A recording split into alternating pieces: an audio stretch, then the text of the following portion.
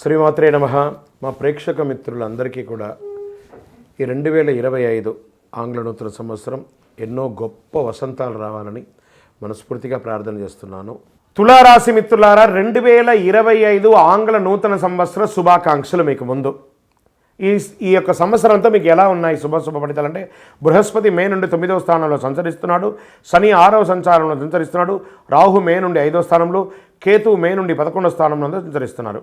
ఈ గ్రహాల సంచార కారణంగా తులారాశి వారికి 2025 సంవత్సరం అన్ని విధాల అనుకూలం. పడ్డ కష్టాలన్నిటికీ ఒక ఫుల్ స్టాప్ కాదండి, ఫుల్ స్టాప్.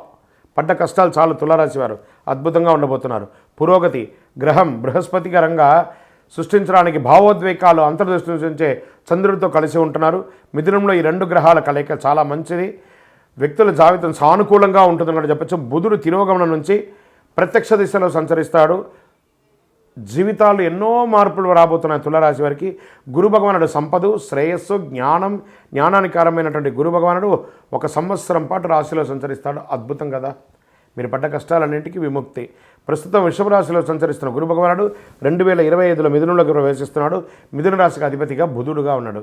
2025లో వీరికి అనేక గొప్ప అవకాశాలు, డబ్బుతో పాటు వ్యవసాయం, రియల్ ఎస్టేట్, కన్స్ట్రక్షన్ వారికి చాలా బాగుంటుంది.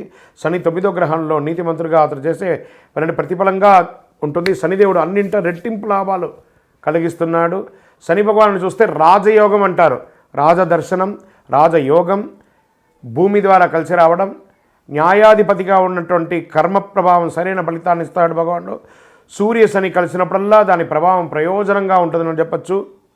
వీరికి ఊహించిన ఆర్థిక లాభం, సూర్యశనులు ఒకచోట కలవడం వల్ల ఊహించని లాభం.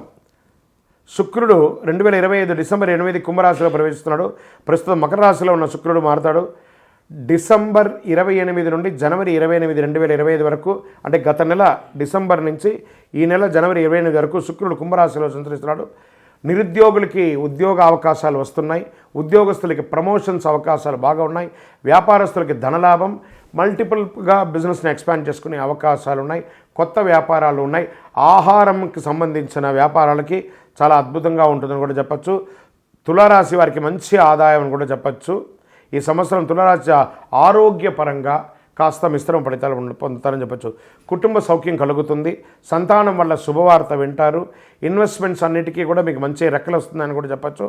అక్టోబర్, నవంబర్, డిసెంబర్ మాసాల్లో పని ఒత్తిడి వల్ల కాస్త ఇబ్బంది పడే అవకాశాలు ఉన్నాయి. నరఘోష పెరుగుతుంది.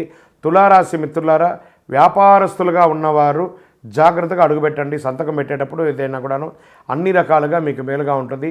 ఈ సంవత్సరం మీరు చేయవలసినటువంటి పరిహారాలు ఏమంటే, ప్రతి శుక్రవారం దుర్గా సప్తశతి చండీ పారాయణం చేయండి. 52 వారాలు 52 సార్లు మీరు పారాయణం చేయండి, లేదా హోమం చేయండి, ఆదిత్య హృదయం చేయండి, ప్రార్థన చేయండి.